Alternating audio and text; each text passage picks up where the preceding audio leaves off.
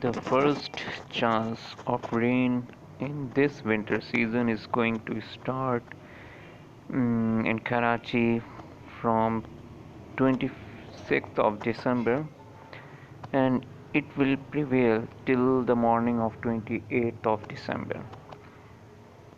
And some chances are likely to start on Sunday, the 26th of December, and on 27th of December there are some good chances of rain.